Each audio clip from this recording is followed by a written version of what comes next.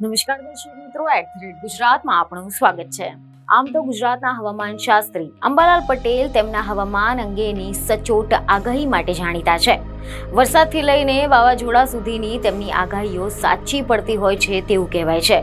પરંતુ હવે તો હવામાન નિષ્ણાંત અંબાલાલ પટેલે રાજકીય મોરચે પણ એક મહત્વપૂર્ણ અનુમાન વ્યક્ત કર્યું છે। તેમણે આગામી ઓગસ્ટ 2025 દરમિયાન રાજ્ય અને કેન્દ્ર સરકારના મંત્રીમંડળમાં ફેરફાર થવાની શક્યતા દર્શાવી છે અને તેમની આ રાજકીય આગાહીના પગલે ભારે ખળભળાટ મચી જવા પામ્યો છે। કેટલાક મંત્રીઓના તો ધબકારા વધી ગયા છે, કારણ કે મંત્રીમંડળમાં ફેરફાર થાય તો ક્યાંક પોતાનું પત્તું કપાઈ નહીં જાય તેની ચિંતા તેમને સતાવી રહી છે। તો ચાલો જાણીએ કે અંબાલાલ પટેલે શું રાજકીય આગાહી કરી છે। તો રિપોર્ટ એવા મળી રહ્યા છે કે અંબાલાલ પટેલના જણાવ્યા પ્રમાણે હાલના ગ્રહોની દશા જોતા આગામી ઓગસ્ટ મહિનામાં રાજકીય ગતિવિધિઓ તેજી જોવા મળશે।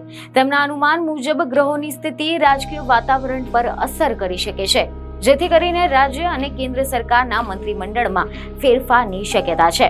અંબાલાલ પટેલે આગાહી કરી છે કે આ રાજકીય ગતિવિધિના ભાગરૂપે રાજ્ય સરકારના પ્રધાનમંડળમાં ફેરફાર થવાની શક્યતા છે। આના ઉપરાંત તેમણે કેન્દ્ર સરકારના મંત્રીમંડળમાં પણ ફેરફાર થવાના એંધાણ આપ્યા છે।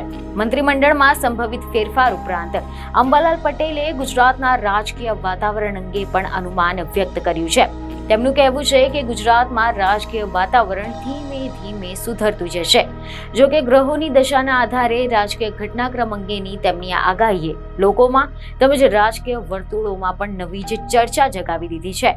સચિવાલયથી માંડીને મંત્રીમંડળના સભ્યો અંબાલાલ કાકાની આ રાજકીય આગાહી સાચી પડે તેની રાહમાં બેઠા છે। ત્યારે હવે આ ઓગસ્ટ 2025માં ખરેખર રાજકીય સ્તરે કેવા ફેરફાર થાય છે તે જોવું રસપ્રદ રહેશે। બીજને ખબરો સાથે ફરી મળીશું। ધન્યવાદ।